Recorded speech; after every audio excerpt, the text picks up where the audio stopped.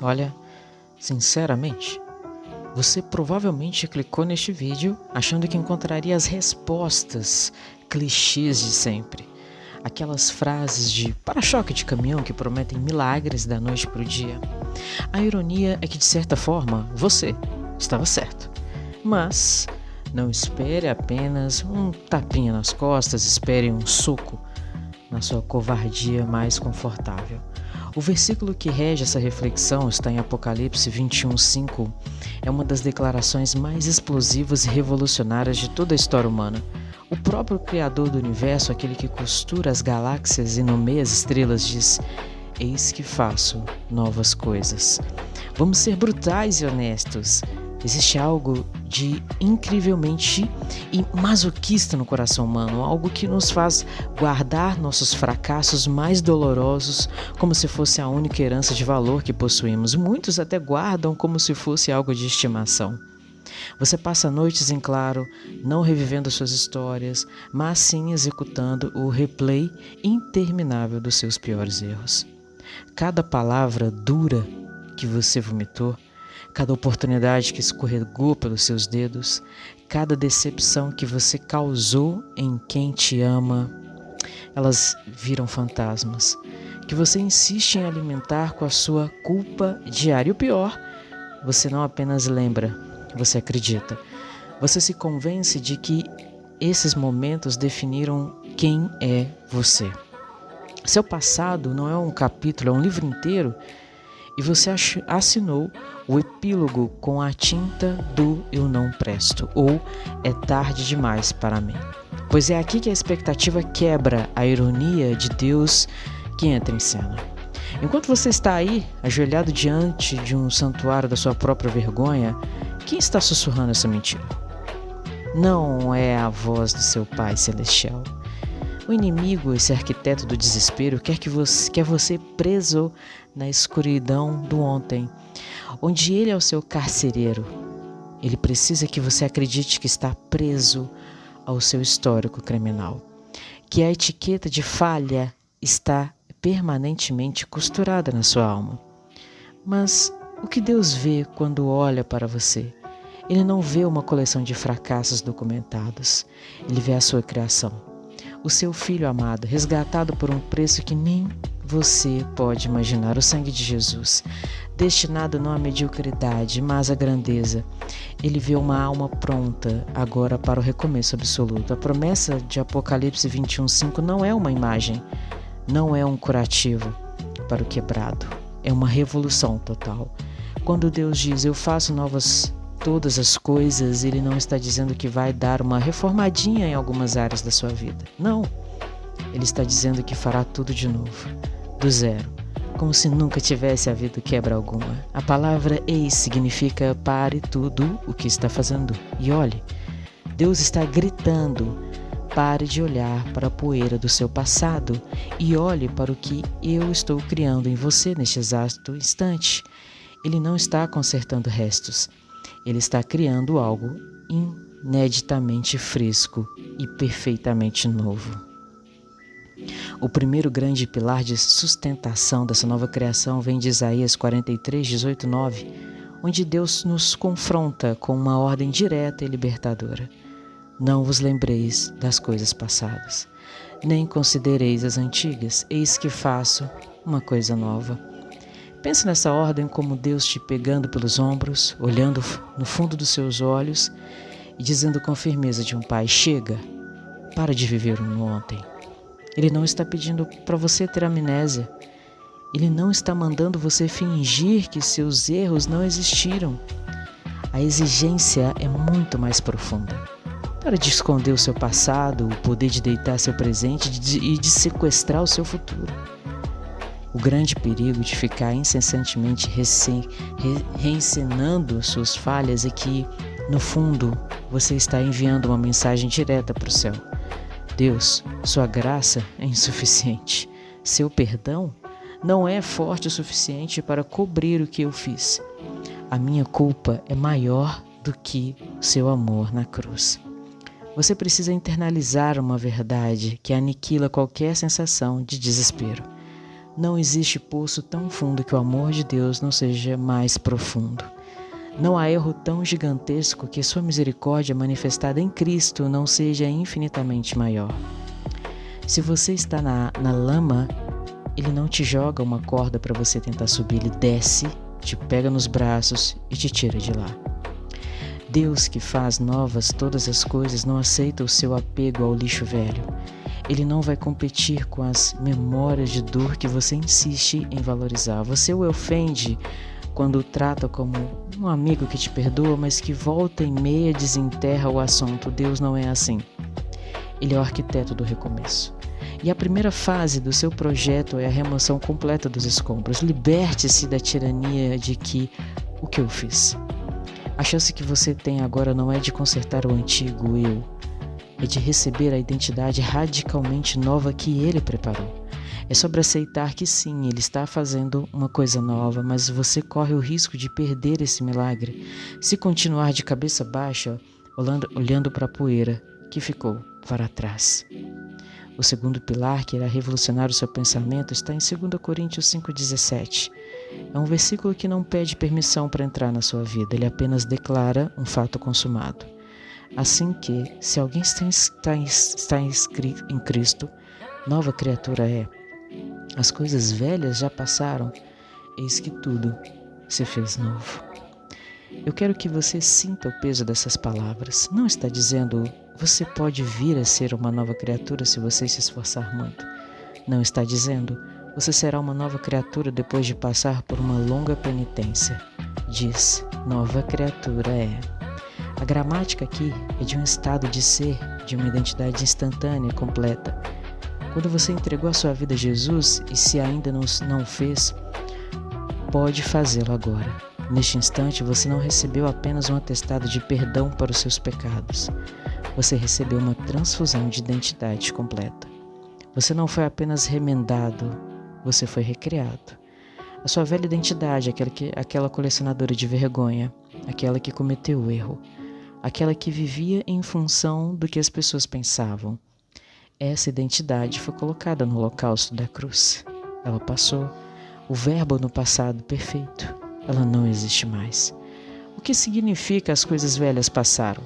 Significa que o Deus que te ama, ao olhar para você, não ativa o arquivo mental da sua ficha de erros. Ele não vê o fracasso, o engano, a queda, ele vê o novo em você. O redimido, o lavado, o limpo. Ele vê a alma que foi purificada pelo sacrifício do seu filho. Seu passado não é só perdoado, é cancelado. É como se todo o seu histórico de navegação na vida antiga tivesse sido apagado do servidor celestial. O novo, você é equipado para a vitória, destinado à grandeza, pronto para andar no plano perfeito de Deus. É hora de parar de viver como um prisioneiro solto e começar a viver como um filho livre e herdeiro que você se tornou. A única pessoa que insiste em ressuscitar o cadáver da sua antiga vida é você mesmo, por medo, por hábito ou por uma falsa sensação de humildade que na verdade é uma grande crueldade. Prepare-se para ter sua mente expandida pelo Salmo 103:12, que declara: quanto dista o Oriente do Ocidente, assim afasta de nós as nossas transgressões. Pare por um instante e visualize o globo terrestre. Se você começar a viajar para o norte, eventualmente chegará ao Polo Sul. O norte e o sul são finitos, eles se encontram. Agora, comece a viajar para o leste. Continue indo leste. Você pode viajar eternamente atravessando continentes e oceanos, mas você nunca jamais alcançará o oeste. O leste e o oeste são infinitamente distantes um do outro. É essa a métrica que o Criador do Universo utiliza para descrever a remoção dos seus pecados. Ele não os colocou apenas longe de você, ele os colocou a uma distância infinita. Isso significa que Deus não perdoa e depois armazena seus pecados em um banco de memória celestial, não. Pronto para serem lembrados e trazidos à tona em um momento de raiva divina, não. Eles se foram completamente. Não existem mais no seu horizonte. O perdão de Deus não é um mero desconto na sua pena, é uma completa e total anistia. E se o Criador de tudo não se lembra mais dos seus erros, se Ele os removeu para uma distância inalcançável, por que você insiste em carregá-los no seu ombro? Essa autossabotagem, esse apego no seu fardo é o que te mantém algemado. A lógica é simples, mas o impacto é avassalador. Se o seu Redentor se esqueceu, quem é você para insistir em lembrar? Este é o poder da fé. É a coragem de concordar com a perspectiva de Deus. Mesmo quando a sua mente culpada grita o contrário, é levantar a cabeça e dizer: meus pecados estão infinitamente distantes. Eu sou livre. Aceite a geografia do perdão e comece a viver na terra prometida da sua liberdade, não no deserto da sua própria memória.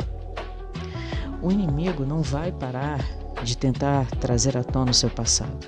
Ele conhece seus gatilhos, seus medos de fraqueza e as memórias que mais o ferem. Por isso, você precisa de uma estratégia de contra-ataque. A seguir, eu quero te apresentar algumas atitudes práticas que transformarão a sua mente e aniquilarão as vozes que tentam te prender. A arma da declaração em voz alta, quando aquelas memórias corrosivas dos erros passados tentarem invadir e te sobrecarregar, você não pode negociar com elas. Você precisa usar a arma mais poderosa que existe, a palavra de Deus falada. Você não precisa apenas pensar que é perdoado, você precisa declarar a sua liberdade. Aí você pode me perguntar: tá, mas o que eu vou fazer? Para o que estiver fazendo, respira fundo e fale em voz alta de forma audível e convicta. Pare. Meu passado não me define. Meu Deus está fazendo todas as coisas novas em minha vida hoje. Eu sou uma nova criação em Cristo Jesus. Eu concordo com o céu, não com as mentiras do inimigo. O que está no leste não alcança o oeste, e eu sou livre. Suas palavras têm poder, pois elas carregam a autoridade do Espírito Santo que habita em você. Quando você declara a verdade de Deus, você está alinhando a sua alma com a realidade celestial e expulsando a mentira. Pare de murmurar e comece a profetizar sobre a sua vida. O inferno treme quando o Filho de Deus abre a boca para concordar com o Pai. Muitas pessoas começam o dia reativando automaticamente os seus problemas, as suas falhas de ontem. É um ciclo vicioso de desânimo, depressão e ansiedade. Você concorda e antes mesmo de tomar o café, já está de luto pelo que deu errado. Deus nos lembra em Lamentações 3, 22, 23, que as misericórdias do Senhor são a causa de não sermos consumidos, porque as suas misericórdias não têm fim, renovam-se a cada manhã. O que fazer?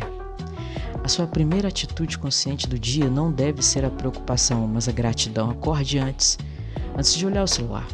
Agradeça a Deus por suas misericórdias que são novas, 0 quilômetro, feitas sob medida para esse dia. Peça a Ele: Senhor, mostra-me a coisa nova que queres fazer na minha vida hoje. Busque as oportunidades para crescer, servir, para amar e, crucialmente, para ser abençoado. Viva o presente como um presente e não como uma extensão da frustração de ontem. Seu passado não tem mais um cheque especial no banco do seu presente.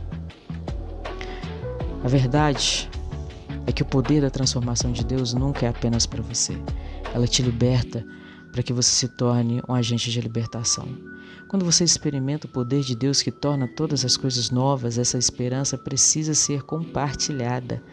Sua história não é apenas um registro de falhas e redenção, é uma planta de escape para alguém que está atualmente preso. Seu testemunho da bondade de Deus, não do seu desempenho, mas da graça dele, pode ser a única coisa que aquela pessoa precisa ouvir para quebrar suas próprias correntes de arrependimento. Não precisa de um púlpito, precisa apenas de um coração quebrado pelo passado, mas reconstruído pela graça de Deus. Ao compartilhar, você não apenas está ajudando o outro, você está refinando a verdade na sua própria alma. O seu testemunho é poderoso, é um poderoso reforço da sua própria identidade. Então, se você sentiu de querer compartilhar o seu testemunho, deixe aqui nos nossos comentários. As pessoas que irão passar por esse vídeo, de repente com o seu testemunho, ela se sente confrontada a querer mudar, a entender o real mover de Deus em suas vidas.